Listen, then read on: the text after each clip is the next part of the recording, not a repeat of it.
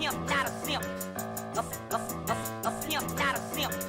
A pimp, not a simp. We eat so many shrimp. I got iodine partners. My bitch a choosy lover, never fuck without a rubber. Never in the sheets like it on top of the cover. Money on the dresser, drive a compressor. Top notch hoes, get the most, not the lesser. Trash like the buck for $40 in the club. Fucking up the game, bitch, it gets no love. She be cross country, giving all that she got. 1,000 a pop, I'm pulling business off the lot. I smashed up the gray one, bought me a red. Every time we hit the parking lot, we turn head. Some hoes wanna choose, but them bitches too scary. Your bitch chose me, you ain't a pimp, you a fairy. A pimp, not a simp. A pimp, not a simp. A pimp, not a simp. We eat so many shrimp. I got iodine partners. Baby, you been rolling solo, time to get down with the team. The grass is greener on that other side. If you know what I mean, I show you shit you never seen. The 7 wonders of the world. And I can make you the 8th if you wanna be my girl. I say my girl, I don't mean my woman. That ain't my style. Need a real street stalker. Walk a green mile. Piling up the paper on the dining room table. Cause you able to realize I'm the truth and not a fable. Baby, rockin' Russian sable. Keep that chiller on the rack. What I look like with the $1,000 shit up on my back. I'm $1 million man. They need $1 billion bitch. Put my pimpin' in your life. Watch your daddy get rich. Easy as ABC. Simple as 1, 2, 3. Get down with UGK. Pimp CBU with B. Cause what's a hoe with no pimp? And what's a pimp with no hoe? Don't be a lame. You know the game and how it goes. We try to get chose. A pimp, not a simp. A pimp, not a simp. A pimp, not a simp. We eat so many shrimp. I got iodine partners. Hey, what's going on, everybody? It is Artie of Artie's Corporate Fiction. Hope you guys are having a good Sunday. Tonight, we're going to take a look at the latest upload from JCS, Jim Can't Swim, on criminal psychology. It is referencing it's referencing an individual who fell off the deep end in the current live streaming parasocial environment that we're dealing with. I heard it gets pretty crazy, but I'm very curious as to how the interrogation happens and how we got to where we are how we got to where we are now. So I'm gonna go right into it. I'm gonna waste no time.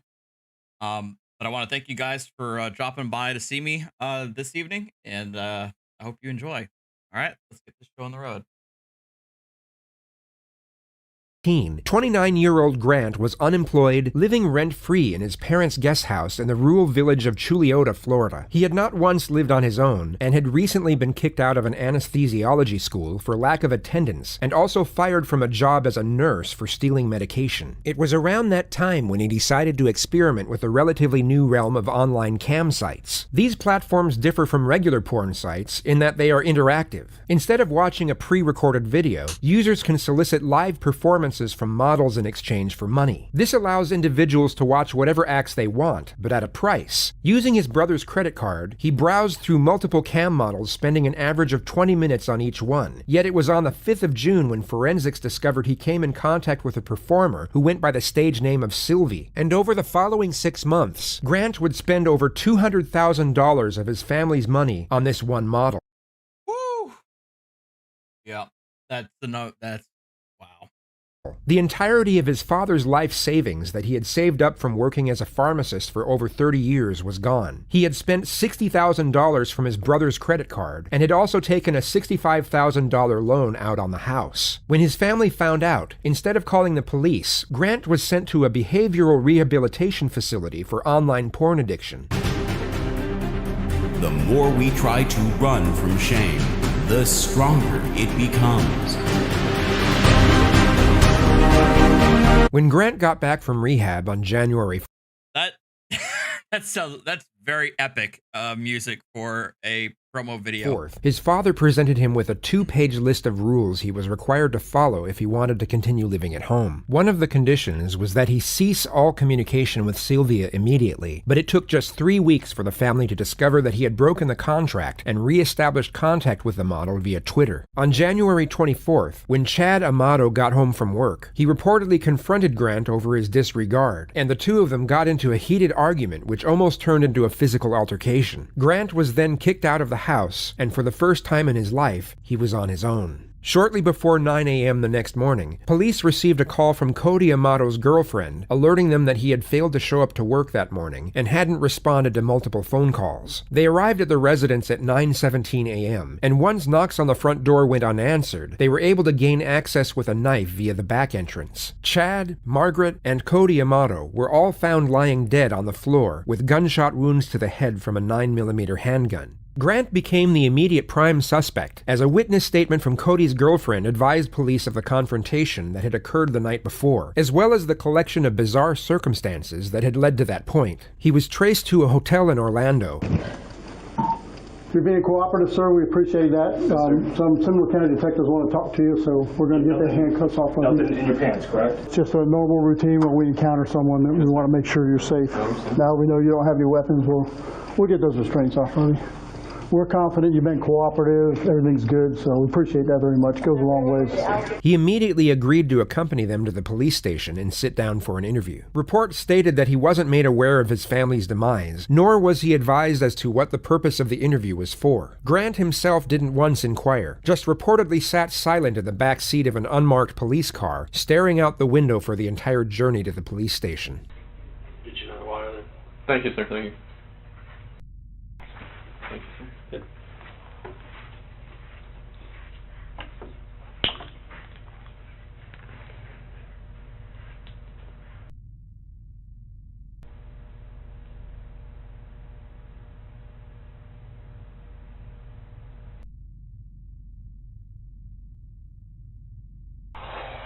So you got a what? Do you Coke or anything? No. I'll hold off on that. Okay. Hi, I'm Eva. Hi. How are you? I'm here. Just to restate, he has not been told, nor given any insinuation as to why he is sitting inside an interrogation room, and has not once inquired himself. Hey, we really appreciate you coming up here with us, and if any time during this you need to stop and go to the bathroom, want a drink, then just let me know, and we'll be happy to get you in. My name is Danny Anderson, and I'm a deputy Seminole County Sheriff's Office, as is Eva. The investigator's initial plan is to establish a friendly connection with the suspect, which can often be a highly effective tactical procedure to elicit a more detailed discourse. Yet on this occasion, something seems to get lost in the endeavor, which you'll just have to see for yourself when the time comes. Yeah, so already they let him sit in the room for about 20 minutes to, I guess, to let him stew for a bit, but This is one of the most fascinatingly aggravating interrogations to ever be released into the public domain. Oh God! Wow, that's a very strong statement coming from JCS. Most aggravating interrogations. So we just want to talk to you a little bit, and we'll get this in and out, be on our way. Okay. Full name. My full name is Grant Tiernan Amato. What is there any specialty nursing degree? What you do, or? I have like other certifications. Uh-huh. I mean, with that, like, I primarily worked in the hospital for, I think, 5 or 6 years. Well, I was accused of grand theft of the third degree back in June of 2018. There was no evidence ever presented. All the charges were dropped. Uh-huh. I had been applying for jobs for the last couple weeks. I'd gotten like 3 or 4 callbacks. Mm-hmm. And then I went on a job interview yesterday for a home infusion nurse job. What time was your interview yesterday? It was scheduled for 10. I got there around 9 in the morning. And then I think we actually had the interview at about 9:45. How'd that go? I mean, it was all good. They didn't have anything. They said that they'd probably be getting back to me by Tuesday or Thursday this coming week. Get you back to work? Yeah, because, I mean, it's a crappy world when, you don't have any money, you can't do anything, so. Financially, how's the nursing what you did? I'm sorry, I just don't know that much. She knows a lot more about nursing. The nursing, how does it pay? How does it pay? I mean, if you work your standard 12 hours a week, you get anywhere between, I'd say, $45,000 and $55,000 a year. So, I mean, it's not bad. I think my best year, I made like $55,000. 55. Because I rarely worked overtime. Right. When I was just, because I had the whole plan of going to graduate school, so I was just kind of using it as a stepping stone for that time. Just to pay the bills to get you where you gotta. Gotcha. And what you're going for, what does that pay? Nurse anesthesia pays, I mean, base like about 150 up to 175. Okay. High school, where'd you go? I went to Timber Creek. How were you raised? High school and the first 2 years of college, I was A, B, C. You know, I was in honors in the major program for UCF. Girlfriends? Girlfriends. I had, like, my high school sweetheart girlfriend for about 5 years. And then ever since then, no, like, official girlfriends, no flings or anything like that. Dates here and there? Dates occasionally, but, I mean, not really. Kind of focused on like, just getting through the life goals that, you know, I wanted to achieve. What do you like to do? What do I like to do? I like to watch anime. What is it? I'm sorry. Sorry. I don't know what it is. Oh God. Oh God, here we go. I don't think I was actually ready for this part.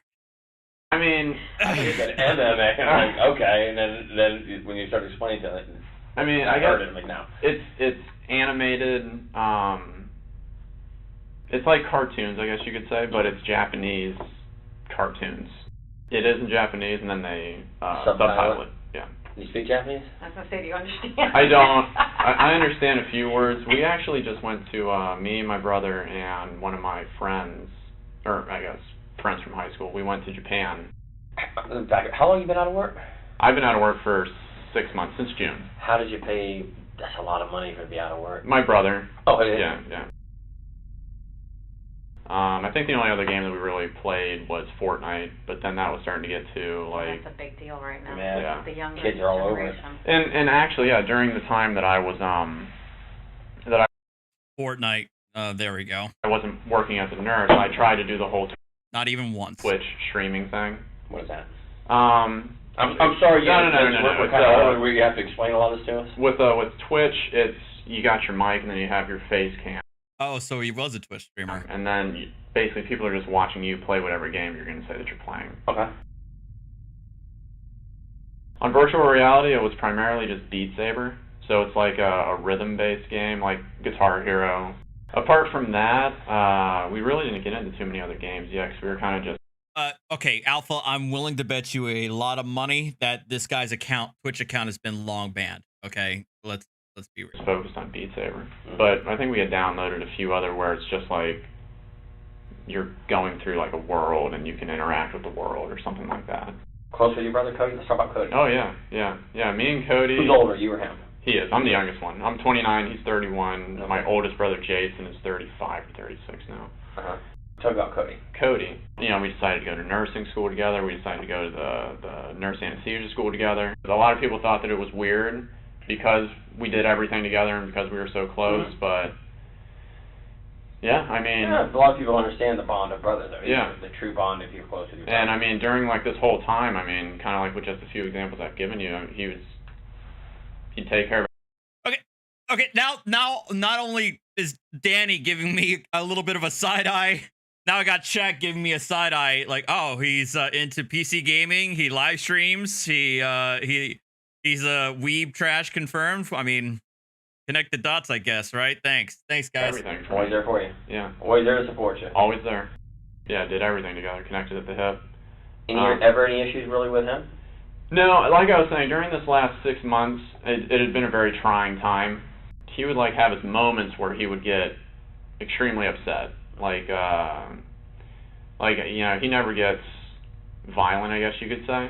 But like at one point he got so upset that he like pushed a cabinet and then it like dented into the wall. Yeah, I mean, at least with me, he's always been like where he's there for me. Like whatever it takes, regardless of what's happening, I'm gonna take care of it for you. Tell me about your mom. My mom has It must have been a bizarre sight for the detectives to witness, when a man who had just allegedly shot his mother in the back of the head gave a reminiscent smile when she was brought up in the discussion. She's always been the, Jesus. Kind of like Cody, she's always been the one that focused on me, and, Were you the baby? You were truly the family baby? For my mom. So Yeah. she's... Yeah. Okay. For my mom. Mom's favorite? Yeah. You know, countless times my dad would like come up to me and he'd make like me feel like he'd try to use things and word things to make me feel guilty so that I would, you know, do everything that I can, like get a job. Almost like a motivation. Right. And he'd tell me time and time again that, you know, you're her favorite. I mean, she would do anything for you. Mm-hmm. And I mean, it's like, yeah, I don't need to hear that. I mean, that's not what would motivate me. Sure. But no, with Mom, I think we yelled at each other a grand total of like 3 or 4 times my whole life. Never any issues. I mean, it was always, like, if there was somebody that I could talk to and, like, Cody wasn't available, I'd always talk to my mom. I'd always let her know what's going on. Yeah, I mean, she would help me out through anything. Okay. Tell me about Dad. Dad, what does he do? Dad's a pharmacist. Okay. He works for CVS. He's been a pharmacist for, I think, 35 years or so. My dad was a very, like, angry, violent type person. Okay. So right now, again, I think we haven't even gotten to the part where the detectives are even talking to him in the first place. So we're not even there. And he's just going off on his family history. And I imagine here he's probably going to be like, oh, well, Dad was just a jerk and mean and violent and abusive. Overbearing. You know, like baseball practice, it'd be like 4 or 5 hours, and he's hurling the ball as fast as an adult can. Let's put it this way. I feel like in his head, he's probably trying to set up as a justification for what he did, when all he's doing is providing motivation. He's giving them giving the cops the motivation, not a justification. And we're like 7th, 8th grade trying to catch this stuff. And there was much rejoicing. He would belittle me when I was younger. The problem, I guess, was that I was always like the jokester, the one that could calm everybody down, make everybody smile. Thank you, Goddess, for the $5. How can anyone treat their mom on the back of the head? If it was a heated situation, I could say a joke or something and then make everybody kind of move past it. And I was just in the point where it's like, you know, I'm hearing, you know, all this stuff from Dad. I'm seeing how much Cody's helping me. You know, Mom's stressed out with her job. And it's like I'm not doing anything. When's the last time your dad put his hands on you? Detectives know about the altercation from Cody's girlfriend. Interesting. The last time my dad put his hands on me would be... When's the last time your dad put his hands on you? All right. I'd say kind of the middle of December of 2018. What happened? It's because, you know, with all the money that had been getting spent and... Just to be clear, the CAM model has not yet been brought up in the discussion. The money being spent, in this context, would simply be his living expenses. I guess just a mix of everything that I've been saying, just kind of boiling up in him. And the fact that to him, it seemed like I wasn't concerned about it. So, and then plus I was, you know, I wasn't acting like myself with the jovialness and, you know, all that kind of stuff. My father chose to admit me to like a depression or an addiction clinic or something like that in Fort Lauderdale called Cornerstone. When was that? That was December 22nd. Okay. Until I think January 4th. Did you agree to go? I didn't, but they said that, you know, this was your only... Who said? My dad. Okay. And that was in Fort Lauderdale? Yes, yeah. Did your mom agree with it? My mom and my brother both agreed, but it was my dad who was like the iron fist, like, this is what's going to happen. Like, you know, he can't... Why did he say you needed to go? What was his reasoning? Because with the way that I was acting, he didn't see that I was doing anything for, like, the positive. You know, and a lot of it just came back to money with him. He would like allow me to spend money that he had, like with his credit card or something like that. But it's like then whenever I did, it was like a huge problem. Okay, so you had one of his credit cards. Yeah. And what were you buying with it? Well, what I was doing is over the past 4 months or something like that, I've been talking to this woman online. Who's she? As embarrassing as it is. She's a cam model. A what? A cam model. Oh God, here we go. Either you guys know what that is? Nope. So. Like Yeah. all the videos, you have to tell us. A cam model, it's like it's like a virtual girlfriend, I guess you could say. Okay. Like that type of situation. So, Oh God. Okay. Oh, I was expecting cringe. I wasn't expecting him to actually call her a virtual girlfriend. so a lot of the money went to her. Okay, where's she at? She lives in Bulgaria. Where? Bulgaria? Where's that? Over in Europe. It's like outside of Germany. Okay. Like You ever been there? No. Okay. It wasn't that serious. So Okay. what would you give her money for?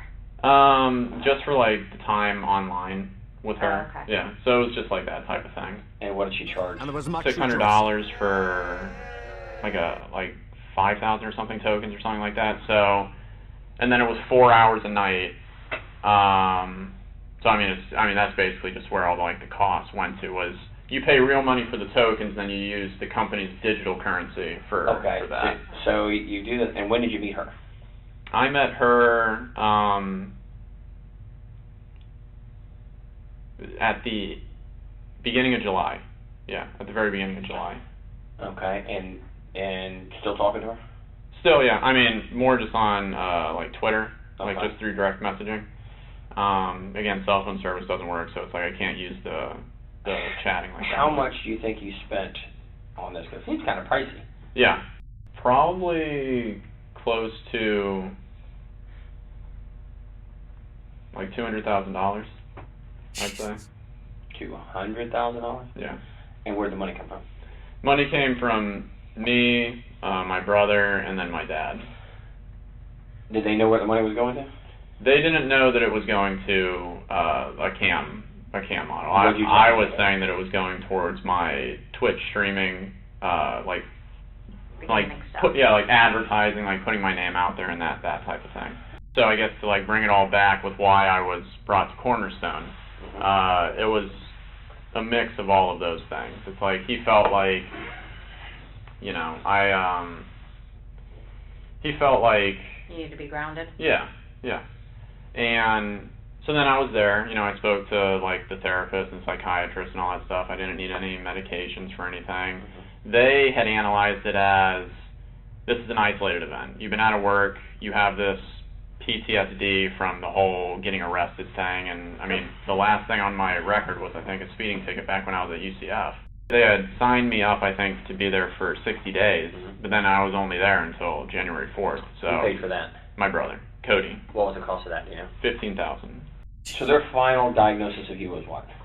That I was fine. That didn't need to be there. Yeah.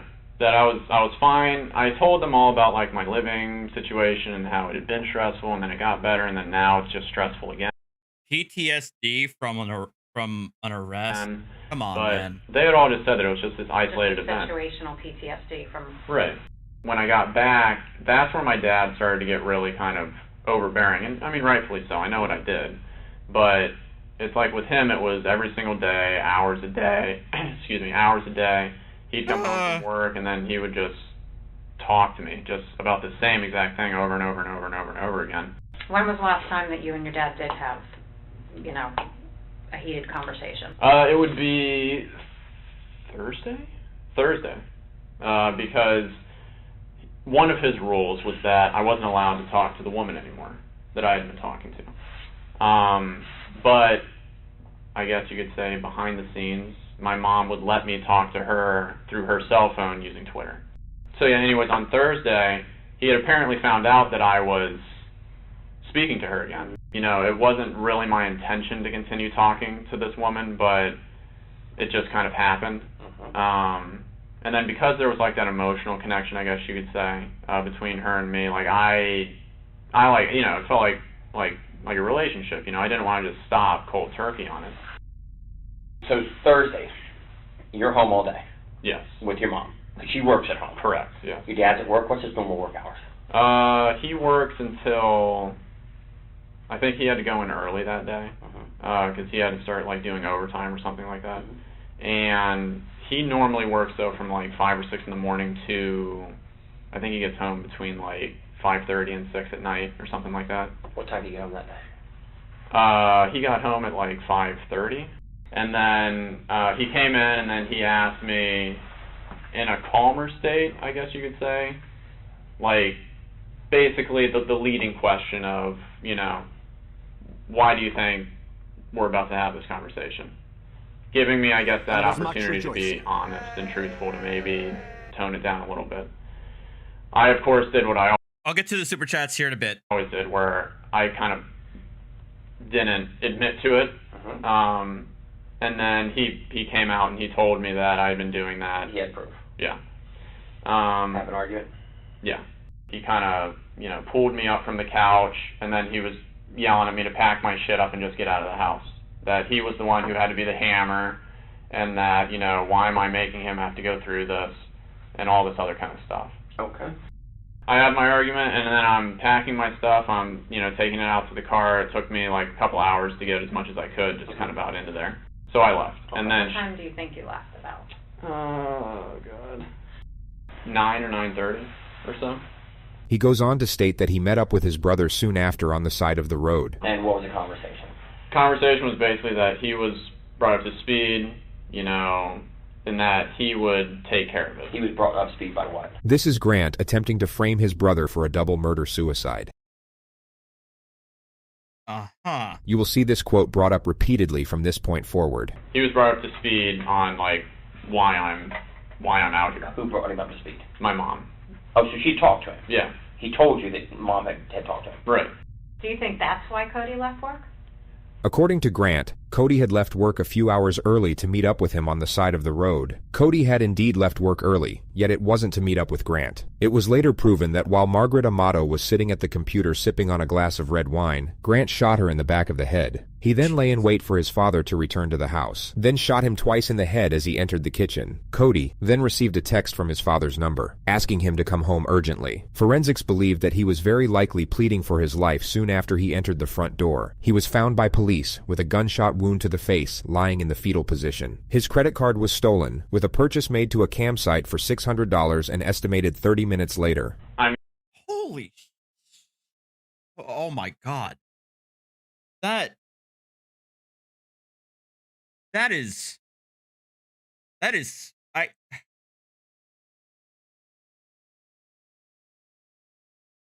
is cold. I mean, I'm trying to find the right words, but holy. I mean, in my mind, I was just thinking, oh, he had been let off work early like three times already this week. So I was just like 10-15 minutes.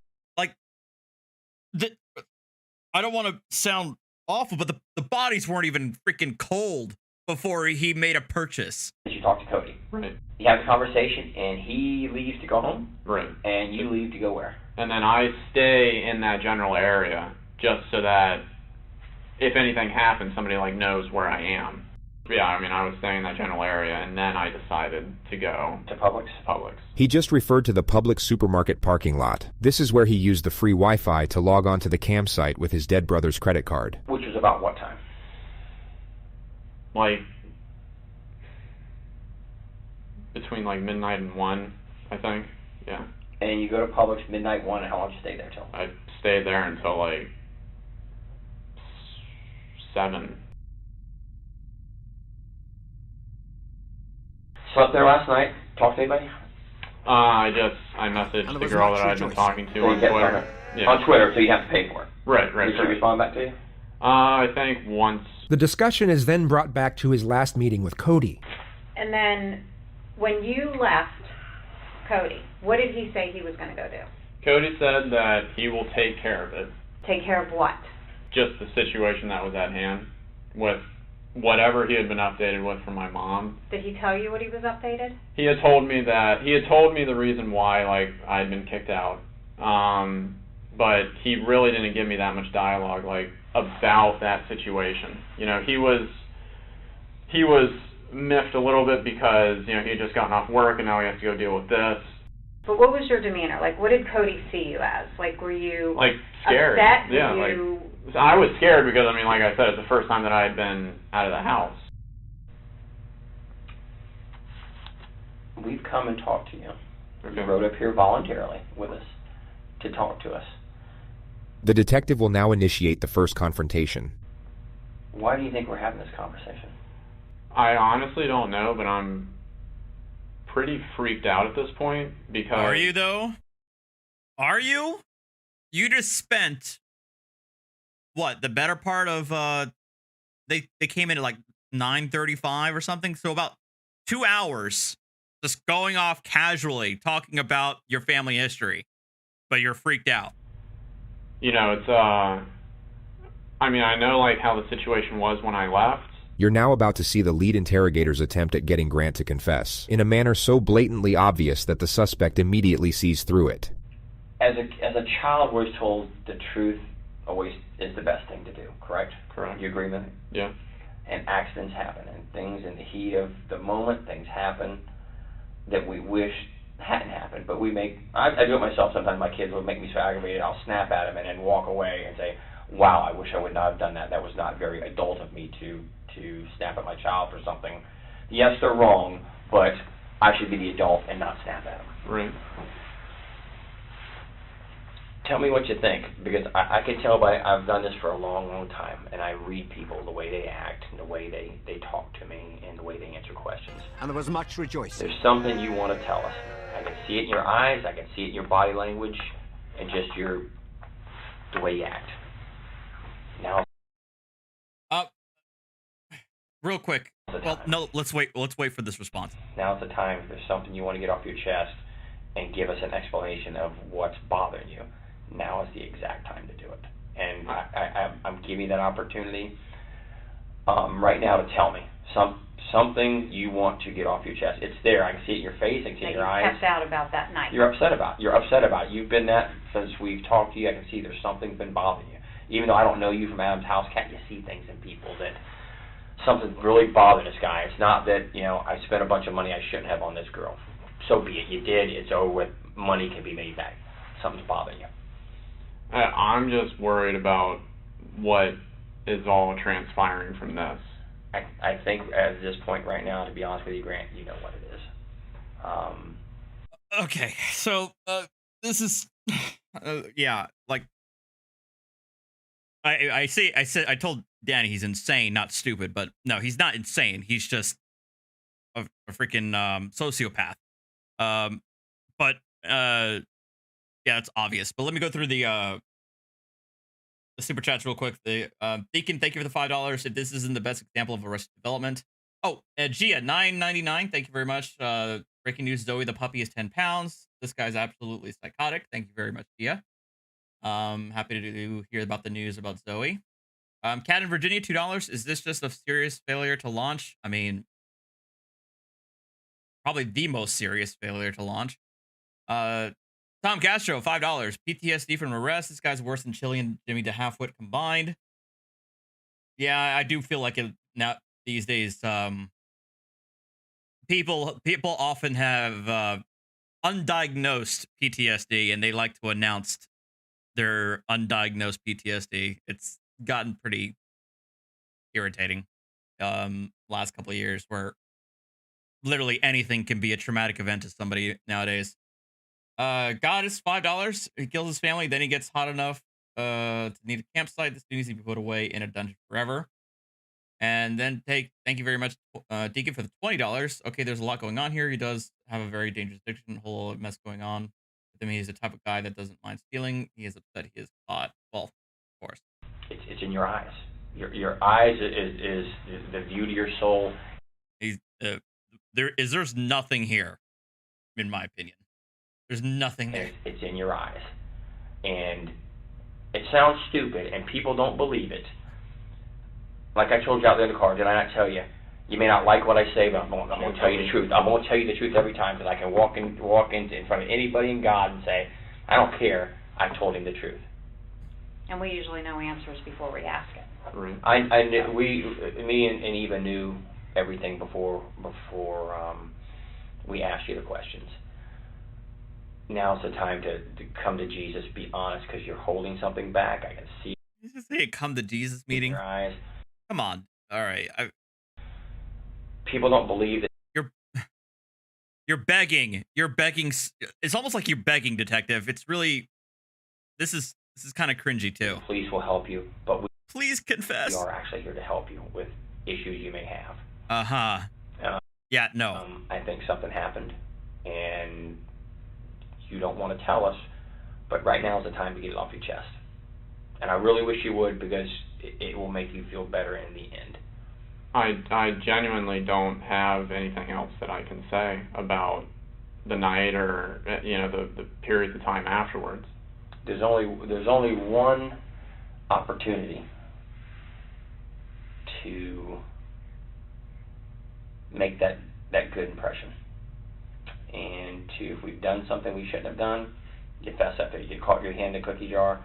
Detective Dan's approach here is so incredibly outdated and predictable that it actually seems to boost the suspect's confidence. It's the detective, in fact, who gives off a nervous disposition. He'll begin stumbling over his own words while simultaneously mixing up his analogies, which never made a great deal of sense to begin with. You do it. Okay, so I understand what JCS was saying about this being aggravating. It's aggravating from the point of the detective, not from the suspect. Now, is there anything else that happened at the house that you didn't tell us, that you've left out, or we haven't asked you, that would be of importance? Or during the time that you drove around for those few hours, did you ever really go back to the house that you haven't told us about? You'll also notice the female detective interject with something useful every now and then. But unfortunately, she's not the one leading this interrogation. That would be the detective who keeps bringing up Jesus. To a guy who just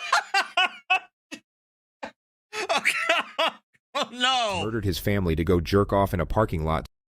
Oh my God. Wow. All right, JCS is pulling no punches in this one. Bulgarian cam model. I know things that you don't know, and honesty will get you all the things I could do for you. To be honest, I can't deal with someone who lies to me, Right. but I'll deal with someone and help them till the end, no matter what. Believe it or not, that's just me, and she'll tell you. It's what it is. I'm going to be honest with you. I'm going to say if I can do something that can help you, I'm going to help you, because every one of us make mistakes and do things we shouldn't have done in the heat of the moment to protect ourselves or to protect somebody else. It happens. Now's the time. Now is the time. So what do you think To happened? be honest. I think that there was something that obviously happened at the house. Tell me what happened. I don't know what happened. I know better. Listen to me. I know better. I can help you, Grant, with honesty. I can help you with honesty. We think something else happened before you left the home, that you're either afraid of or embarrassed to talk about. But we need to know exactly what happened, because like Danny said, we can place you there at certain times. And so we need to know what happened before you left that house, because you didn't leave with everything being okay. I honestly I don't have anything else that I can really say. I mean, I don't know. Do you even know why law enforcement got involved? Like what brought us to that home? No. That's probably it's the smartest thing he can say. No, I have no idea what's happening. I have no idea what's going on. I don't know why I'm here. This detective on the left side, he's not inviting anything. All he's done is pontificate about the family life and everything going on there, and a little bit about what his movements were, what he did, what he was doing around the time around today, or the day of the murder. That's it. And this detective on the left is like, he's practically groveling at the suspect to confess, and it's just bad. Start telling me something that's truthful that I know, then we're going to have a conversation of exactly what happened. I mean, you're a smart guy. You know something's happened at your home. You have law enforcement here. You haven't heard or gotten any Well, emails I from mean, your family. I'm just scared as to what the answer is. Well, you need to help yourself by filling in the blanks of what happened that night so we can give you the answer. Did anything more happen with you and your father besides him grabbing you up from the couch and yelling at you and kicking you out? Anything at all? Did he harm you, hit you, No. draw any weapons on you? No. He didn't do anything like that. I mean, he was just yelling. This is the Thank time you, Cameo, for the 17 months. And because you know more. yeah, this is actually painful. I mean, the cold-bloodedness of what actually transpired was bad enough. What he did, murdering his own family, only to simp to a cam girl 30 minutes after killing his brother. But now I got to sit through this detective who sounds like this is his first ever interrogation, like in a training scenario. Looking in your eyes tell me exactly that you are hurting inside. I get it. Brother, I get it. This is the You're only scared. time we can help you. Because one. Why? The man's obviously dead on the inside. He has no soul. Why are they trying to appeal to his sympathies? It's obvious that he has none. We get to a certain point, there's nothing I can do. It's in the hands of who has it. Nothing I can do. Honesty is always the best policy. You get caught stealing a car, you admit to it, I did it. How can I get help? What can be done to help me? And let me tell you the rest of my story. You're holding And if back. something happened that you were defending yourself, then we need to know that. She's trying. She's trying so hard. If you were protecting yourself because you were in fear, then that makes sense. But we need to know exactly what happened for you to protect yourself. You can't minimize this. Once a wise man told me one time, once a bomb goes off, you can't defuse it.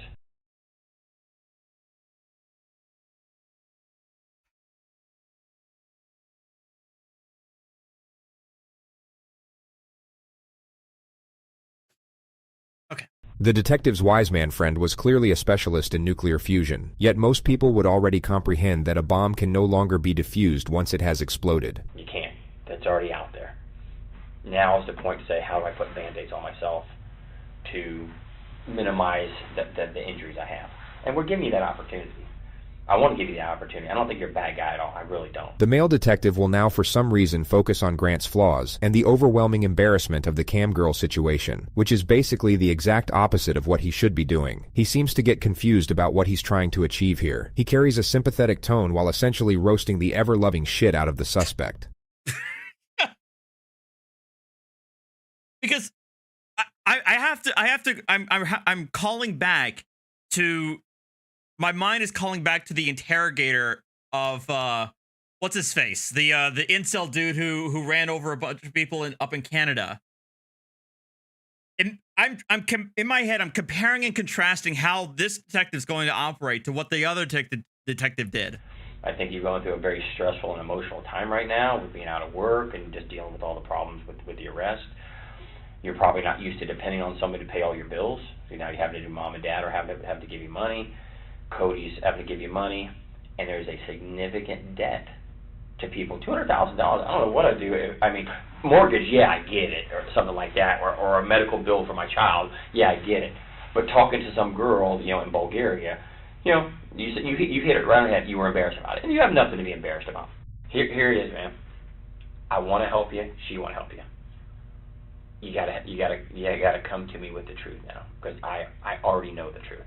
There's a reason you didn't go back to the house. There's a reason why you haven't tried to reach out. I mean, it's odd you haven't heard from anybody. Yeah, I mean, it's like it's words that, like, I can't think of to even say. Like, I don't know how to even say the words. Well, give me a roundabout. Alec, that's his name. That somebody in my family's dead.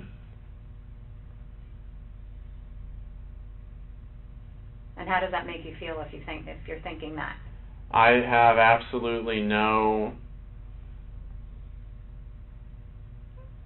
ability to comprehend the words, because, like I said, I've been there for my whole entire life, and even though there's been struggles and everything like that, there has never been any issues. There's never been the struggles or the issues like happened Thursday. Never for you. I believe you 100%. I believe it's never been like that. But something happened Thursday unlike anything you've ever experienced in 29 years of your life. Never. And maybe you felt that was rock bottom for you. You were getting kicked out of the house. Your father gave you an ultimatum. I mean, that's... The female detective will now carry out what the male detective was probably trying to do a few minutes ago. She will afford him justifications for the crime, making the gravity of admission less intimidating. You know, you're already dealing with the debt, and exactly. Now you have to stop talking to this girl, and now you're being kicked out of the home. I mean, that's... I can understand how you would feel. I mean, that you'd want to lash out, or, you know, if something happened, you'd want to defend yourself. Sure. Absolutely. But we need to know what happened. I mean, I can tell that you guys are, like, leading me into a certain way of what... The only thing we're leading you to is wanting to get the truth from you. Not trying to make you say something that's not true, that's not accurate. The truth. The end. That's it. That's all we want is the absolute truth. I genuinely don't have anything else that I can say about what transpired during the nighttime.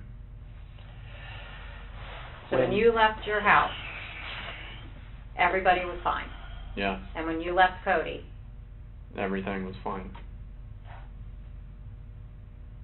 Well, we got called to the house because Cody didn't show up to work. So law enforcement goes over there, and can you tell us what we found?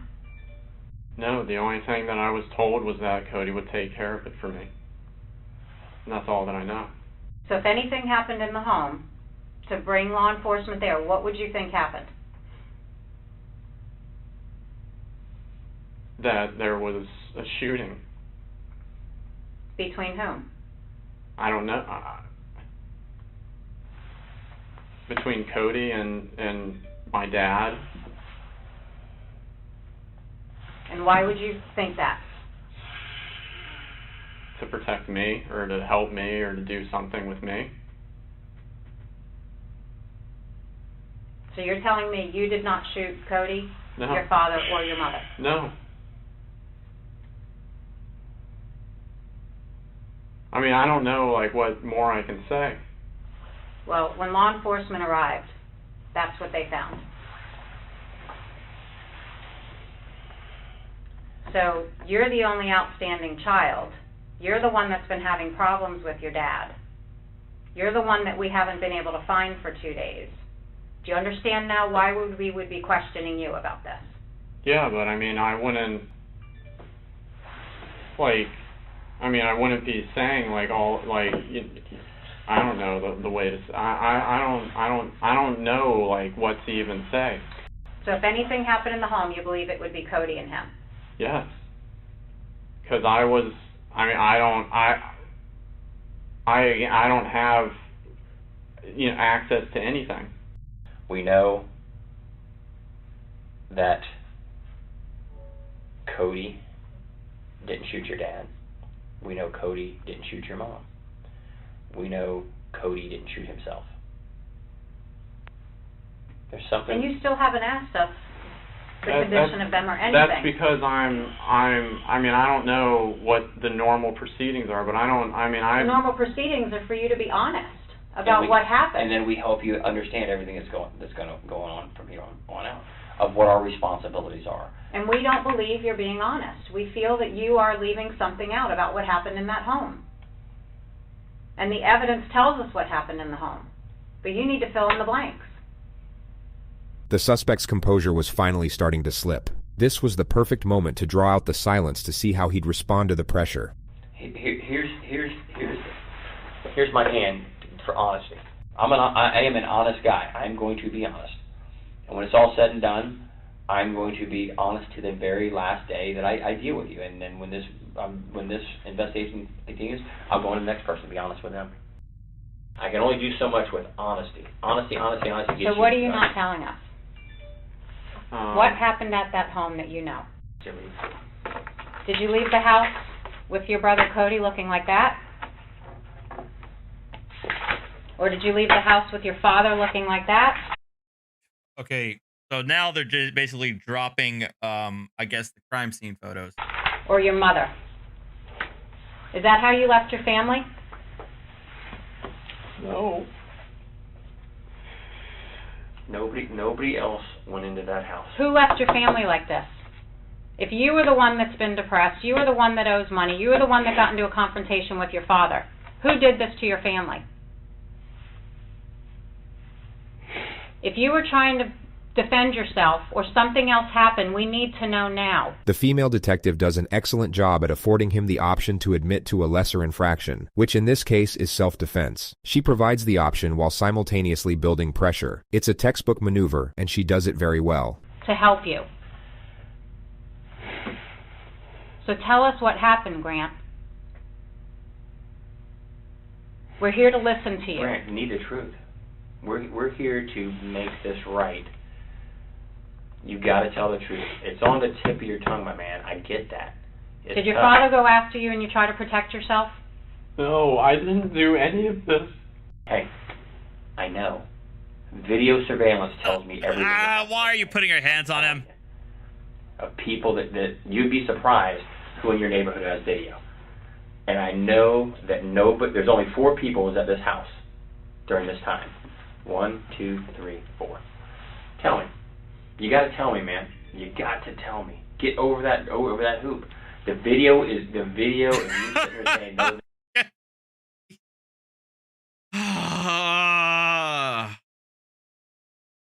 was telling Danny that I really hope they showed this interrogation video at the academy on how not to get a confession out of somebody. No. And video shows something else.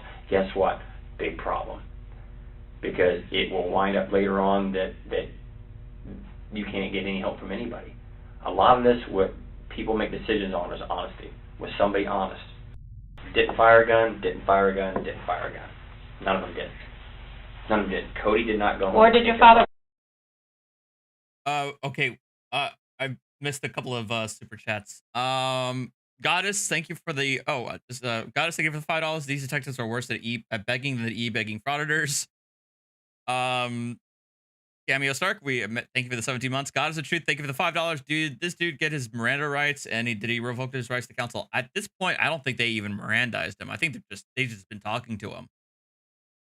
Unless it was skipped over, but I don't think usually JCS wouldn't skip over that. But even then, yeah. And I don't think he ever, at no point did he ever invoke his right to counsel. So it's not like he waived it, but he never invoked it in the first place. And Persnickety, thank you for the 8 months. Proof women should be in charge. No, there's nothing else that I can say. Your emotions, your demeanor, your body language, your eyes tell me everything I need to say about you. You want to tell me in the worst way. You want to get this pain off your chest. Do it. I mean, there's just nothing else that I can say. So your dad had told you in the past before that he would kill you? Right. For what reason? If I basically did anything related to this, again, costing him a lot of money. And Cody knew about that? Right. So when did you learn that your family was dead? I had been worried since last night when I was just in the hotel, but I knew when you guys told me. I mean, like, I knew when you guys had told me.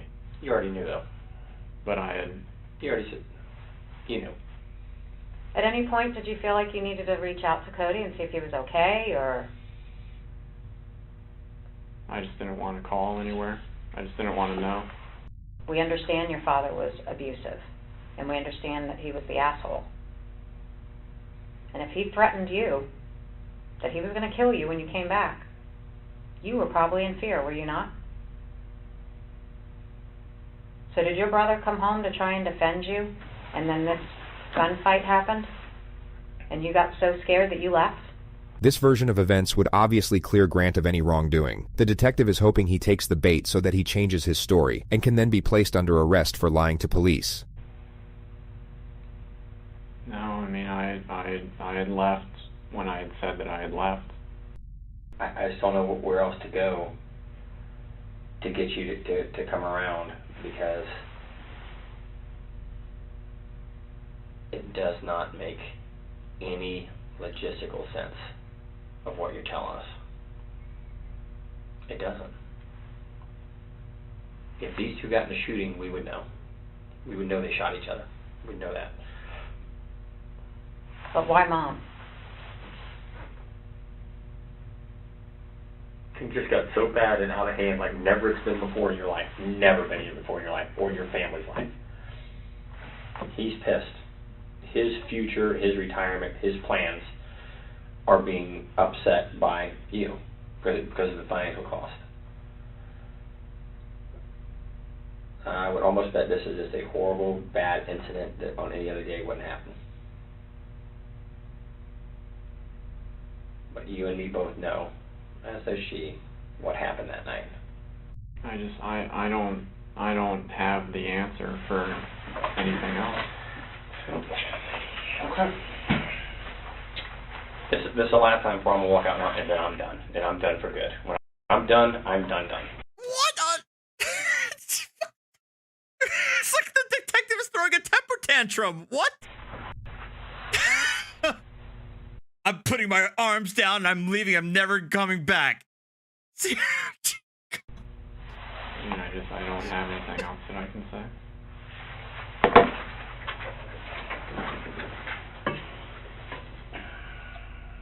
Do you not feel bad for doing this to your family? He was literally, yeah, this is literally like the equivalent of picking up the ball and going home. I mean, I've been getting blamed for the last half a year for everything, and I've been trying to move forward into a positive direction. And then every day I'm reminded of all the trouble that I had caused. And then I keep being told the same thing over and over again, but there's nothing that I can do to change it. Do you regret doing this to each one of your family members? I didn't do that to each one of them. Here, you sit in my seat for a minute. Sit in my seat. Get out of it. Here. Sit right here. Come here. Sit right here. What? Get out of that seat. Sit right there for me. The suspect still isn't sitting in his seat. Two things that happened here today. Two things. You're a guy swimming out in the middle of the ocean, and we're going to give you one of two things based on you. You can have a life preserver to keep from drowning, or you get the boat. More metaphors or analogies. Which one do you want? Because we will give you whichever one you ask for. The life preserver, the boat anchor. No, I want the life preserver, but I've said everything that I can. You want it, and I believe you do, but you have not said everything you can say. But there will be a time where you ask for that life preserver. I can't give it to you. I can't. Once I cross a line I gotta step over, can't do it. Won't do it. Okay. He's like, oh, okay. Think about that. I want to talk to her for a minute. Think about the last life preserver. Oh, you guys can't see it. Hold on. Look at the female detectives. Look at her reaction. Think about that. I want to talk to her for a minute. Think about the last life preserver I can give you. Like, God, just kill me now. Think about it. Take a few minutes just to reflect on it, and then we'll come back to you in a couple of minutes, and then we'll go from there. And what happens is what happens. Fair enough?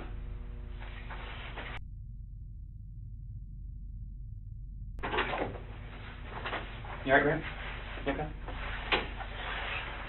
Need some food, some water? You good to stay for a while longer? You okay? I mean, I just don't have anything more that I can say. I don't know what the next... I'm not keeping you. If you want to stay, I'll talk to you till whatever, till you're happy with everything and you're okay. You're not detained. You're not being kept here. Don't want to be here. You don't have to be here. I don't want to be here anymore. Okay. Give me a minute. We'll get you out of here. What we'll do is we'll get you up somewhere. I'll give you my card, my phone number. If you want to talk to me, you're more than welcome to call me. And we'll move forward from there. Fair enough? Any questions of me before I go? Or before we walk out? I'd be happy to answer any questions you may have. Like, what am I, like, allowed to do? Live your life.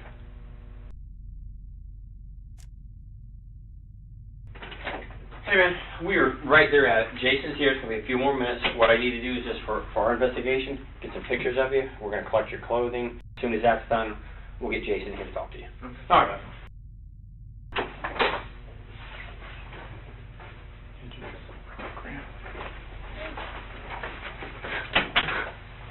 Oh my God.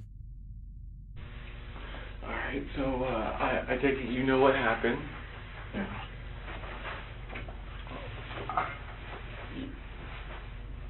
I'm gonna ask you plain out. You are not part of it anyway. No.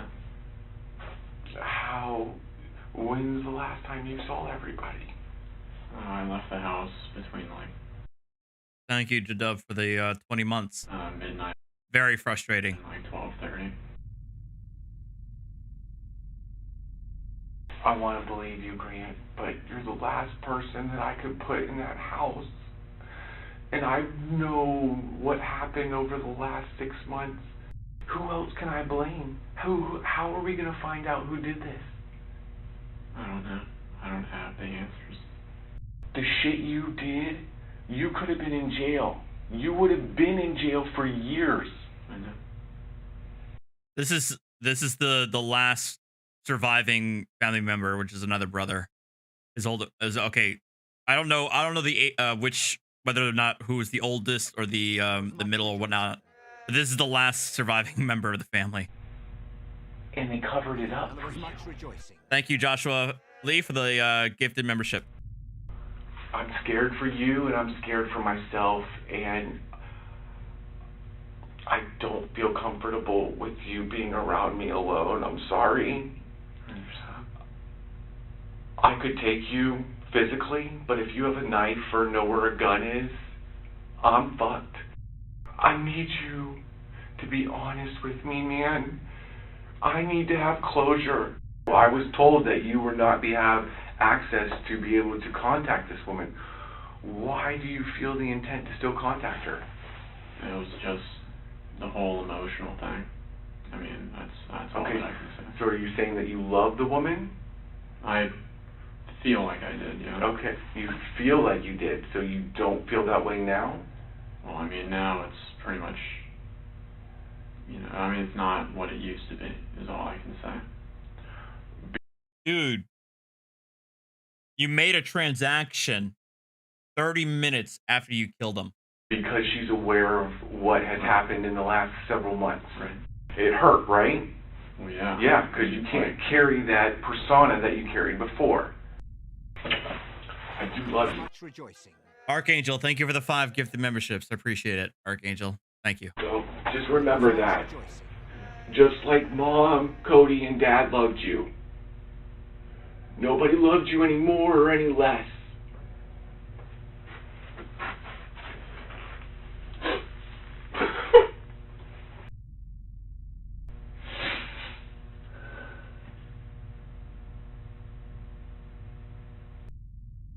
And there was much rejoicing. Thank you, Jerry, for the 5 months.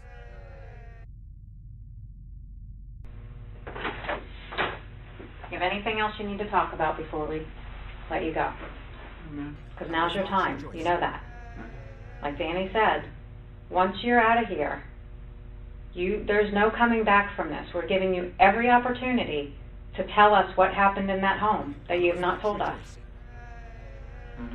So you're aware that when you leave here, you're not going to have any chance to redeem yourself and tell us the truth after the fact. I understand. And you're okay with that. You can live with yourself knowing that you're not going to tell us the truth. I've said what I can say. Okay.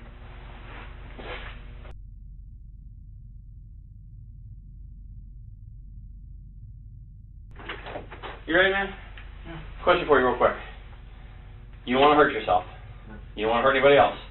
No. No suicidal thoughts. No. Okay, come on, bud. Grant was arrested 9 hours later at his hotel. His trial began on August 12, 2019. Grant Amato was so obsessed with this woman.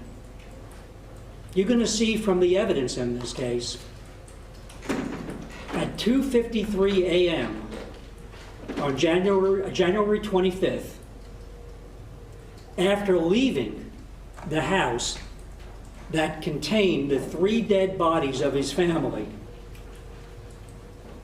the defendant goes to a nearby Publix parking lot, logs onto their Wi-Fi, and uses his dead brother's USA checking account to pay $599.99 to get onto Sylvie's website at 3:02 in the morning. That's what this case is about. It's about his blind obsession with this woman, the end of the world as he believed it to be because of his family, and his absolute contempt for those that he held responsible. Verdict. We, the jury, find the defendant guilty of first-degree premeditated murder. Grant Amato was sentenced to life in prison without the possibility of parole. Man. That one. I mean, I knew what he did, but I did not know about him making a purchase 30 minutes after killing his brother. Yikes. But I also will say that that's probably one of the most aggravating, frustrating, much rejoicing. Weak sauce interrogations I've seen, like out of a lot of these true crime videos, JCS and otherwise that I've seen. This was like just bad, especially when you compare and contrast it with the detective from the Alec dude in up in Canada, because the guy in Canada, the detective in Canada, he tried to empathize with Alec. He knew the lingo and everything that came around with, incels and that sort of subculture. But this guy, the male interrogator, was just going at this from completely the wrong direction.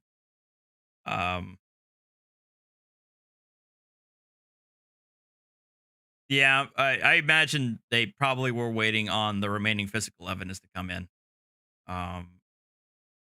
But from what Danny mentioned, and from what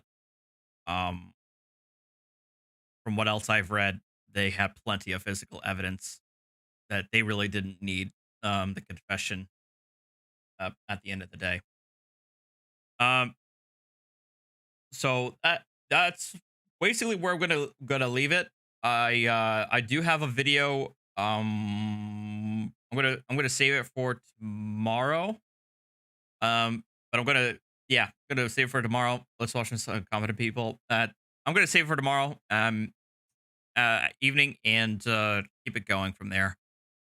But I really wanted to. I told Mandy, like, I was kind of curious about what I wanted to showcase tonight, because I wanted to go on. But I forgot that I did want to watch this JCS, but I hadn't yet, so that's what I decided to do. I'm not going to watch anything about Chris Chan, okay, Omega. I'm not putting that on my channel. That's messed up on levels that I am not interested at all. Oh, there is. That's right. There is a new lacrosse video, isn't there? Now I'll save it. All right. Thanks, guys. Hope you guys check out. Check me out tomorrow at the usual time. But thank you guys again. Hope you have a good rest of your Sunday, and y'all have a good one. All right. Take care, y'all.